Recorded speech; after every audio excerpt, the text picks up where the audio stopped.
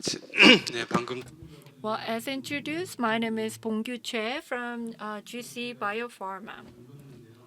Well, all right. I now have the first page. So I am working as the lead of the AI and Data Science Center at the GC Biopharma. Although I am an employee of the GC Biopharma, today I am standing as a IFPMA's, which is the organization who sponsor or the support this training program,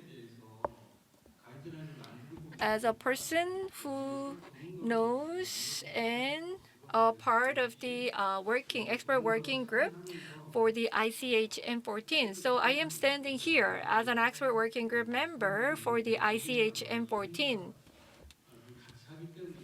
And this is the reason I was contacted by the IMFTA and standing in here. So speaking of M14, I think you may heard about it. Well, I think this guideline is very meaningful when it comes to the use of the RWD. As to Q guidelines, M guidelines, there are many different guidelines under ICH. But when it comes to the real-world data, this guideline is the very first one, which is the real-world data as a part of its title. So when I see the program for this year's training, E6R3 was also a part of the program. Annex 2 mentions real-world data. However, the progress level for that guideline is not up to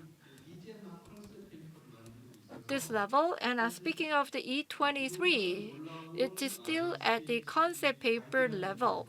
So M14 guideline is the very first one that has a quite strong focus on the RWD.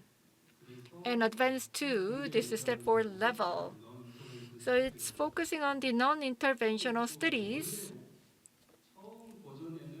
And in the draft guideline, actually, the pharmacoepidemiological study was mentioned, not the non-interventional study, but the final version has the term non-interventional studies. So the developing the protocols and how the reporting should be made. So these activities for the non-interventional studies are recommended in this guideline. So the program says step 3 here, but my presentation title says step 4. The reason is because during the period from the time when this program for the training was published until now, during that period, the step for this guideline has been progressed from step 3 to step 4. And it becomes step 5, where the countries adopt it. So it's quite fast development. And you can actually see the final version in the ICH guideline website. 40 pages of the guideline for M14 is downloadable there. And M14 expert group also prepared the training material. So I take a large portion of my presentation from that training material. So because maybe there are some people who do not know much about the steps at the ICH procedure. Step 1 is the technical documents, consensus building, and step 2 is sharing and preparing the draft guideline. And then step 3 is to collect the feedback from the regulatory body or the academia industry. So the comments are collected. Then at step 4, the comments are reflected into the final guideline. And M14 is now at step 5, which means that the finalized guideline is already published, and step 5 is about implementing this final guideline. Well, when we talk about the guideline, we usually see it as a regulation. But I believe all of you here are the person who would join in the expert working group in the future, not just a person who just follow the guideline. If you look at the M14 expert working group, we have the lead. Usually the lead person comes from the European regulatory body or FDA. And there is a rapporteur who is responsible for this. And regulatory chair, in this case, is led by the PMDA personnel. And the experts, people from the members, and also the observers. And as you can see, there is a person from the MFDS, and it says IFPMA, the association. So this is an international federation of the Pharmaceutical Manufacturers Association. About 90 members are represented by this organization. It says Dr. Guo is a representative from the IFPMA. And before this expert member participated in the expert working group, IFPMA also formed the task force. Taiwan, China, Korea, and Brazil. Different countries also have the industry associations. Those country industry associations also participated in this working group within the IFPMA. So we can communicate and collect feedback. So that's the task force under the IFPMA. And I joined in there in 2023. So when I first joined, it was about nearing the end of the step 2, and now it has been step 5. So I was lucky to observe the guideline developed from step 2 to 3 to 4 and 5. So this is the system. So as you work in the industry, if you accumulate a certain level of expert, then you can be called in to this kind of a task force under the association, industry association. So when it comes to the M14 guideline, ICH is all about harmonization. So FDA, EMA actually produced many different guidelines, and you can see here FDA has its own guideline, EMA has its own guideline, and also MFDS, although it does not specify real-world data, but also it has a guideline on using the clinical database and a lot others. And also the PMS, also mentioned in the Korean MFDS guidelines. So MFDS was not behind regulatory trend at the global level. So as we see, there has been separate guidelines or the guidance from different regulatory body, but ICH wanted to harmonize it. That's why M14 was developed. And starting from this page, you can see the ICH logo on the slide, which means this slide are taken from the ICH training material.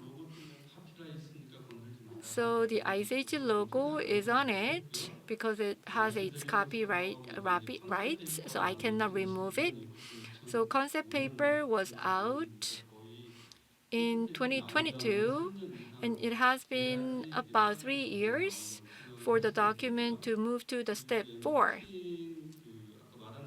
And as for the M14, this is taken from the training material developed by the expert working group.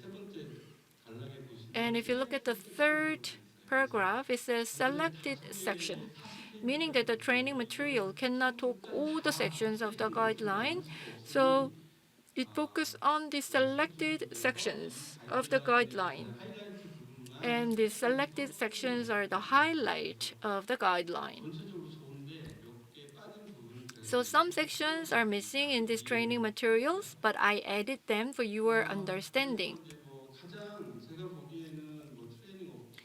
So the training objective, of course, as you can see, is to understand the purpose, scope, and consideration. And as I said, the RWD or interventional study related guidelines by the different individual regulatory body are very similar. But there are things that are not in there, but in M14, which is the conceptual framework. FDA, EMA, MFDS guidances that I mentioned, they don't have the illustration that is in the M14. So the expert working group developed the conceptual framework in M14, and the training material actually spent a lot of time to explain it. So if there is in one thing that I pick up as a characteristic or the noticeable area or the section of the M14, then that would be conceptual framework. Speaking of the key principles, there are some slides that are repeated, but just to stand with that. So speaking of the key principles, it's safety in the early version at the step 2 and step 3, the focus was the safety evaluation, and effectiveness was not focused. So that was the gist of the discussion at the time. But in the final version, we can notice that yes, this guideline focuses on the safety evaluation. However, effectiveness is also considered. But the main focus, the main principle of the guideline is to evaluate safety. And speaking of the drugs, it's not just about the small molecules, biologics, and the vaccines will be covered. The title includes the real-world data, but in this page, there is no word like real-world data. However, fit-for-use data is mentioned. But you have to interpret it as a fit-for purpose real-world data. So we can have many different real-world data, RWD, but the RWD need to be something that is needed for the regulatory body to make a decision. And the regulatory decision can only be made only on the RWD from the well-designed studies or the well-designed approach. So study protocol development and how the feasibility is assessed. So there are many different processes that are considered. So the conceptual framework is actually mentioning all these different factors. And the regulatory body need to be involved early on for the communication. And all the study plans need to be pre-specified and documented. And I believe what it means is the study protocol need to be documented well, and everything need to be documented, and the process should be transparent. Then, when we follow and abide by these key principles, what benefits that we can get? As we have the harmonized guideline, it is good for the industry and also good for the regulators. The regulators can have the consistent approach to the approval and the review, and the industry is in a better position to prepare for the submission and for the approval. So the harmonized guideline delivered the benefit to the stakeholders. And this is a summary of the guideline contents. It's not just RWD, but it should be fit for use RWD that can address the specific research safety related questions. And finding the data, and developing the study protocol, all this process is not the linear process. There should be a feedback loop and also iterative process. And as for the data, the relevance and the reliability are the basic requirement. And let's say we have to deal with data that are relevant to the safety issue, not any other data. And the reliability is also important. If you read the guideline, accuracy is important, completeness, so that there is no missing data, and traceability, so the original source data can be traceable, and the prevalence, who made the source data and when. So the accuracy, completeness, and traceability, with that we can secure the reliability of data. Study design and analytical method need to be robust and appropriate, and study limitations need to be well assessed in terms of their impact on the findings. And the protocol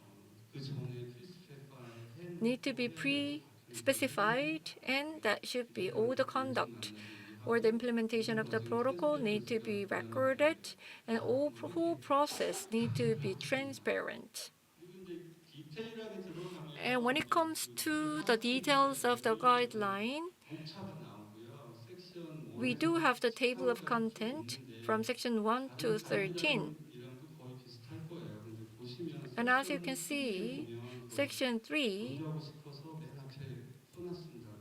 shows conceptual framework for generating adequate evidence using real-world data.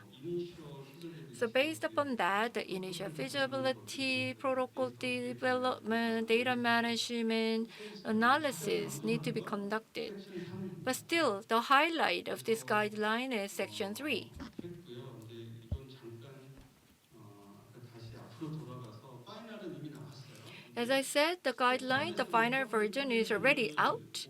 But during the step 3, there was a public consultation period, and then 1,600 comments were received from the draft guideline. 제가 이제 테스트 포스에 So 있어서 because I was a member of the task force, 보셨어요. I received the comments in an Excel spreadsheet, and it was quite heavy file, so I just opened it and then closed it 수도 없고 이랬는데 because it's almost impossible to read it. But as you can see, there is an analysis of the comments. 개수인 것 같아요. 근데 X는 저도 The 상당히 x-axis 와이쇼 기준 is the number of the pages in each section, and y is the number of comments received. So you can see that for the protocol development, it has the best number, the most number of the comments. And the initial design and feasibility also had many comments received. And the blue one here 인트로덕션 파트 읽어볼게요. is the introduction part. 제가 보기에는 To me, 드래프트가 the initial draft 써놨어요. was ambiguous in terms of the introduction section. 미국의 FDA 사람이 들어와서 거의 The FDA personnel actually made a lot of comment for the introduction section, and that was quite good to clarify it. 이러한 So framework also received many comments. So unclear areas in the initial draft was cleared up, and that was supported a lot by the FDA personnel. 많이 고쳤는데 So there has been many updates 제가 보기에 장점은 to the initial version, 사람들은 굉장히 and I think 정확하게 it's really good to have clarity, as we can see from the US culture. I mean, when we read the US document, that's quite clear. 별로 그렇지 않죠. But Korean documents may be relatively less clear. 나타나는 거죠. So I think we need to think about it too when we do the documentation. So clarity made an improvement to the initial draft. And here you can see For the framework, 해놓고 왼쪽에서 오른쪽으로 there was 가는 8 그런 boxes, and then the boxes were moving from left side to right side. But now the current version is the pathway is moving top to down, and then there are some feedback loop. And bias and confounding, it says directed uh, acyclic graph, the propensity score. 언급이 돼서 좀 약간 오래됐을 때 So 좀 안 it's a 흘렸다 bit 그런 내용들이 advanced. 좀 많이 들어가 있고요. 그다음에 뭐 바이어스 타입은 뭐 Bias 많이 type, 아시는 것처럼 뭐 셀렉션 the 바이어스, 뭐 selection 인포메이션 bias, 바이어스, 타임 information 드리븐 bias, 바이어스 이런 것들 time-related 쓸 수 bias, 있어서 these things are 이 책을 좀 mentioned 읽어보시면 now in the 좀 이해할 final 수 있을 거라고 생각합니다. guideline. 그래서 이런 게 So if you read the 공통들이 그래서 guideline, you can 파이널 버전이 easily 나왔다. understand. So these are the process where the final version was made. 이거는 없어서 제가 이제 In this section, this 만들었던 slide 오브젝티브가 is my 뭐냐면 slide. 아까 말씀드린 것처럼 The objective of the guideline 세이프티를 보는 거고 is to 이펙티브니스는 assess safety, A라고 써 있어요. but when it comes to the effectiveness, the guideline mentioned may. కె미컬부터 바이올로지까지 다 So 커버를 it 한다. covers all different 이런 types of the 데이터를 medicines, from 활용하지만 drugs to 나중에는 biologicals and 기업이 vaccine. fit But for here, fit purpose라고 for 쓰고 purpose or the fit 어떻게 for use 생각하면 is really 세이프티 important 시그널을 가져올 수 term. 있는 RWD를 RWD that is contributing to the addressing and handling the safety signals are the fit for use data. 스콥이라고 And this is the 생각하시고요. scope. 일단은 이해하기 편하게 제가 이제 아닌 거를 가져왔어요. Actually, I 아이들한테 listed up 보면 이건 이 the 스콥은 out 아니에요. of scope. 1번은 그 PV 스터디입니다. PV study is out of scope for this guideline. 프로페셔널 레벨에서 나오는 데이터를 가지고 The 실질적인 스터디 spontaneous report obtained from 이것만 national 쓰는 거는 이 or 스콥이 regional 아니야. data 그래서 sources, 볼 필요 and then 없고요. PV 두 study based 번째는 이제 upon the report, that's 임상처럼 not 뭐 RCT나 scope. 뭐 이런 것들은 아니라고 And 얘기하고 있고 RCT is not 페이션트 also not a scope. 제너레이티드 And 뭐 patient-generated 데이터 이런 거는 data, 도움이 되긴 하지만 yes, 잘 that's in the scope. 읽어보시면 However, 그뭐 SNS에서 있는 if you 걸 read 다시 it 익스트랙션해서 closely, 가져온 the 이러한 data extracted from the SNS and others, so secondary 마지막에는 뭐 아니라고 user-generated health data is not the scope. 아니다 해서 And 부연을 also, 하고 the 있지만 studies 어쨌든 evaluating the 이거는 effectiveness of 얘기가 the 안 risk 되더라고요. minimization program is not within the scope for this guideline. 이따도 얘기 드리겠지만 RWD를 이용한 So, effectiveness effectiveness study study의 using RWD 만들어지고 있습니다. is being developed. It's E23. So this M14 is focusing on the safety. On the left side, you see the primary data collection mentioned. That was in the initial version, so I didn't understand why there is a discussion over this one. But when it comes to the RWD,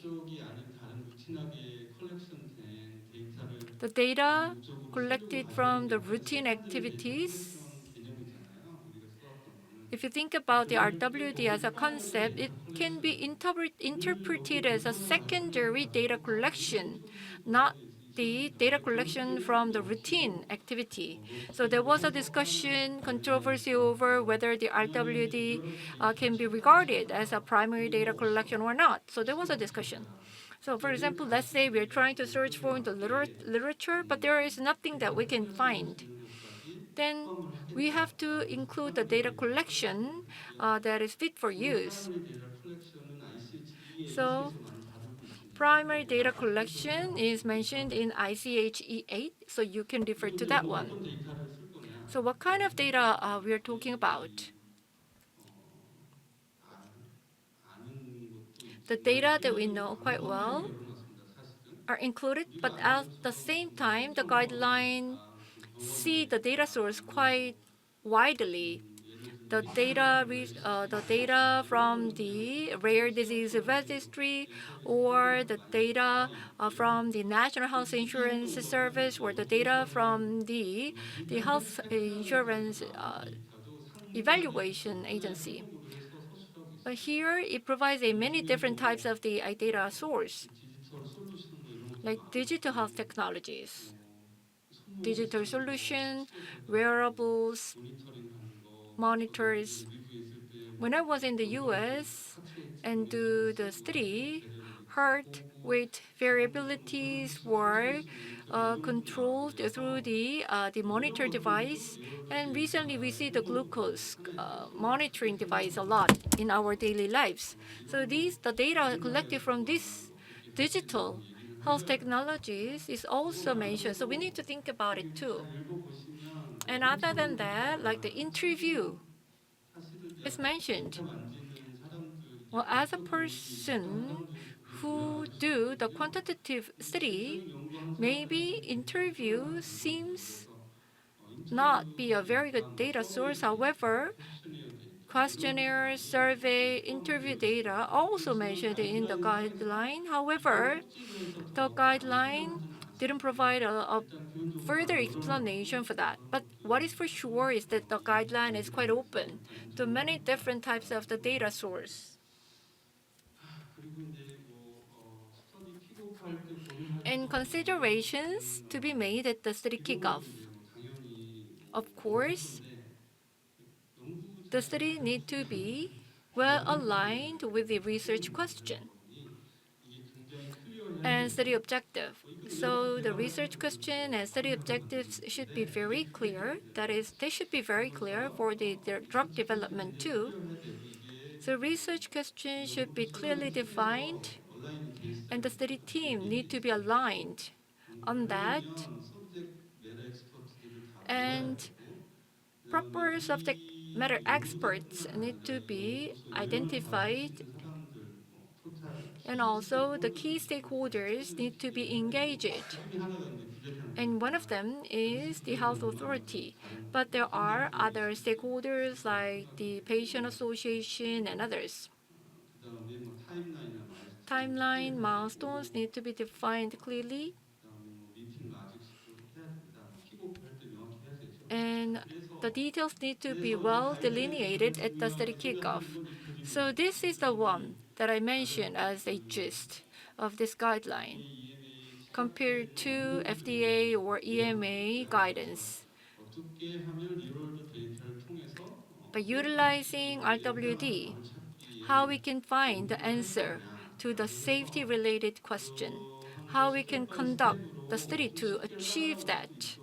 So the guideline provides the conceptual framework so that we can follow it, starting from number 1 to 10. So number 1 shows like identify safety signal, but the signal is not the question itself, so we need to define the research question to address the signal, and we need to define the study design elements. And step 4 here is to identify the data sources. So initial feasibility assessment is conducted. Then the protocol is drafted based upon that assessment. And another feasibility assessment. Previously, that was the initial feasibility assessment, but number 6 here talks about detailed feasible assessment, including parameters, if there is any missing parts and others. And then at step 7, can we address the safety issue with the data? If yes, the answer is yes, then we go for developing study protocol, then conduct the study, and then submit it to the health authority. But if the answer to the number 7 is no, then we have to go back, or we need to do the primary data collection, like a small-scale study, so that we can generate appropriate data. So this is a conceptual framework provided by the guideline. So in order to better understand it, the training material provides this one too. At the initial feasibility step, it says N7 in the first box. During the initial feasibility assessment, there are RWD that can be used. The number of the RWD is 7. Then we have to have some certain size of the samples, or we need to have the health outcome that has the safety issue of interest. So some RWD were screened out. So in the middle box, we have N5. Then we have to think about the follow-ups, comparator drugs. Then considering them, at the end of the day, the feasible RWD, the number is 3. 그러면 이제 디테일 Then 피저빌리티에서는 at the 더 detailed 세부 feasibility assessment step, 포텐셜 the 캔디데이트들이 potential 세개를 RWD 가지고 candidate, which 더 is 많은 3 앞으로 더 RWDs, 점수화를 하는 거예요. 그래서 are 옆에 assessed from 보시면 different 1번은 굉장히 angles. 안 좋고 So 5번은 number 좋은 걸로 1 알고 is 있어요. bad, 자, number 표준 5 대비 is 4를 good. 가지고 We have 포함된 data 점수 source 1 to 스카에서 3, 이제 so 평가를 it is 점수 스카하면서 evaluated in terms of the 어떤 primary 얼마나 endpoint, 데이터를 secondary 빨리 액세스할 수 endpoint, 있냐 뭐 이런 걸 우리가 봤을 때 how fast 고스톱을 the 칠로 data 생각해 can be 보세요. 이걸 assessed. 보시면 So higher number is good. 1번이 가장 좋다. So 이제 data source 이거야. number 이게 1 돼서 is the 1번으로 best. 가자라고 이제 So based 하는 upon that 거를 assessment, the data source 예시처럼 1 해봤습니다. is selected. So it's an 그래서 example. 1번으로 했는데 이제 1번으로 가려다 보니까 So 세컨드리 엔드포인트 차원에서는 괜찮아. 그래서 괜찮으면 then 찍어놓고 the secondary endpoint is also 미신 데이터가 엄청 considered for the 많은데 data source 1. If there are 다른 missing 데이터를 data, quite a 링킹을 lot, 해줄 수 있는 소프트웨어인지 then 아니면 we have to think 아예 about what 그런 kind of 통계적으로 data 찾을 수 있는 sources 방법이 can 있을까 be 여러 가지를 하다가 linked, or we can do some estimate. 결국 없어. 그럼 다시 또 올라가서 If 다시 it is 방법을 not, 찾아야 then 되는 we have to 거고요. go back and repeat the process. 그다음에 뭐 진짜로 그러면 없어 하나도 없어. So let's say there is 그러면 nothing 아까 that we can 말씀드린 것처럼 utilize. 그러면 디노보 써 있잖아요. Here it says 프라이머리 de 데이터 novo, 컬렉션을 the 해라. primary data 뭐 collection. 레지스트리가 있거나 뭐 그러면 Registries, if there is a 프로세싱을 해주고 또 registry, 데이터 컬렉션을 then the 할 수도 data 있거든요. collection can be 그래서 이런 done. 것들을 해서 프로토콜을 개발을 해야 So 돼요. by doing 이게 so, we 이제 can 가이드라인에서 develop the 예시를 protocol. This is the 보여주면서 example 컨셉션 프레임워크 provided 굉장히 by the 강조하고 guideline 있는데 explaining the 또 conceptual framework. 이게 이제 또 뭐 연구를 해본 사람들한테는 거의 당연한 거 So 아니야? it seems to be obvious actually to 또 the 이쪽에 배려가 researchers. 있어서 이쪽으로 경험이 많지 않으신 분들은 However, 이걸 if you're 따라가다 보면 not 아 familiar 그렇구나 with this area, 이렇게 또 then this 안내를 할 수 conceptual 있는 framework 그 would be a 프레임워크가 very 연구에 useful 있는 tool for you. 거죠. 그래서 이제 뭐 7분 남았는데요. 빨리 이제 뒷부분은 Then 중요한 게 아니라서 빨리 the 넘어가서 remaining part 리포팅 할 때는 is safety reporting. E2D에 있는 그런 걸 참조해라. Of course, we have to refer to ICH E2D. 리포팅 할 때도 And even for the reporting, 당국과 이야기를 하고 we have to communicate with our regulators. 프로토콜 아까 막 And 얘기했잖아요. I talked about the protocol a lot, 없는 데가 있을 수도 있고 이렇잖아요. but there can be some differences from one country to another. So we have to be very clear about preparing good protocol. ISP랑 ISPE or ISPOR Hopper template for the protocol is a good reference. So you can refer to that. If there is no template provided by a certain country or a certain region. And E2D for the safety, E8 for the primary data collection, E6, R3 for the GCP, and it also mentioned the use of the RWD in the clinical trial, but it's still at the step 3 or step 2. But it can be of references for you. And E23 is kind of a baby at this moment. So RWD and for the effectiveness evaluation is being developed.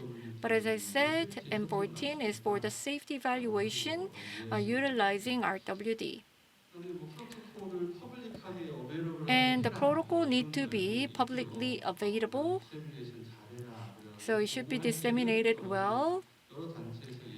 And many different organizations provide a certain requirement for the reporting. So there are guidelines on that. So those guidelines need to be referred and referenced. 가이드라인 이제 저희가 이제 식약처 관점에서 So for the MFD's perspective, 우리도 이제 RWD를 이용해서 세이프티 이런 가이드라인 we need to implement the guideline using RWD for safety. But do we have a protocol format? I don't know for sure. But if there is no format, then you can refer to the other countries. For example, EMA produced a format in 2012.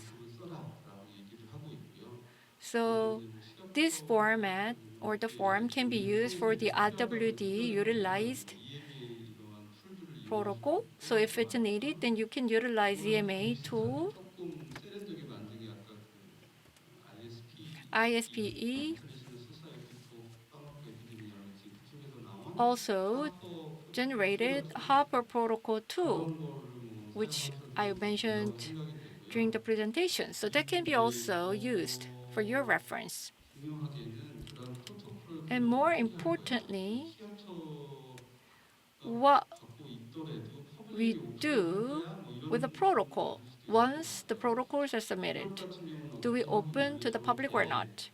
What 사이트 European countries are 소개에다가 doing is that, as you can see here, the EMA provides the information on the website in terms of the number of the data and others. 다른 연구들 이것을 또 모아놓은 사이트가 있어요. And there is another website about 3,000 studies where, as you can see here, you can do the searching for the more than 3,000 studies here using RWD. So if the MFDS provides this kind of a tool, then the researchers may not have to do some overlapping studies. 그리고 이제 뭐 그럼 너는 잘하니 뭐 이럴 수도 있을 것 같아요. So 그 관점에서 이제 한 말씀을 드리면 이제 lastly, I want to share this one. This is Prospero. This is for the SR and meta-analysis. Before we do the study, we develop protocol and then register it so that it can become publicized. As time goes on, the number here increases. On the right side, you see when we did the vaccine study, there was one safety issue, so we had to do some meta-analysis for that. Then at the time, we wanted to follow the international standard in terms of protocol development and others, so we developed protocol and register it on the Prospera. And you see the number, the unique number, and if you click on that number, the research question, variable, and the data analysis plan are all disclosed. So there is no possibility for the research team to interpret the result inappropriately. So whether it is a regulatory body or the industry, if we are able to have this kind of a system, then we can actually satisfy the international standard more easily.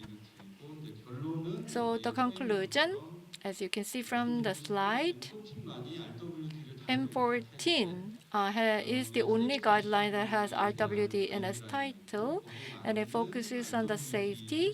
And the RWD fit for use for the safety issue is really important to be identified. And conceptual framework would be a good guide.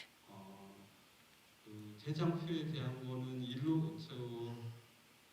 ICH에 대한 So you see the contact address for the ICH training material and the other slide that I prepared. You can contact me through my email address. Thank you. 네, 상문